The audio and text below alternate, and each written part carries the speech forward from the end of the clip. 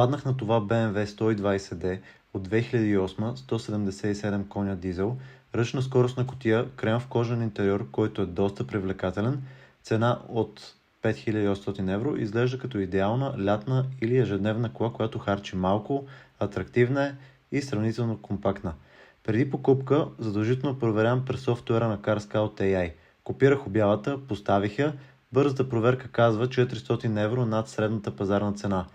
Не е страшно за такава кола, но пуснах и подробния анализ. Все пак за 5800 евро искам да съм напълно сигурен. И тук взех много полезна информация. Първо, моторът N47 е един от най-проблемните дизели на BMW и най-страшното е къде е веригата на разпределителния вал, а именно в задната част на двигателя, между мотора и скоростната кутия. При 247 000 км задължително трябва да се уверя, че е в добро здраве. Ако се разтегне или прескочи, AI оценява ремонта на 2500 до 5000 евро в най-лошия случай, защото за да я смениш, трябва да свалиш скоростната кутия или двигателя, или нов двигател да закупиш. И не е само веригата. При този пробег докладът изброява цял списък типични за N47 проблеми. EGR клапан, който се запушва. Вихровите клапи могат да се счупят и да бъдат смукани в двигателя. DPF филтърът се запушва при градско каране, а турбоактуаторът и EGR охладителя също са в зоната на риск. Затова при този мотор редовната поддръжка и сервизната история са решаващи. Второ, анализа на снимките, системата ми избори всяка модификация.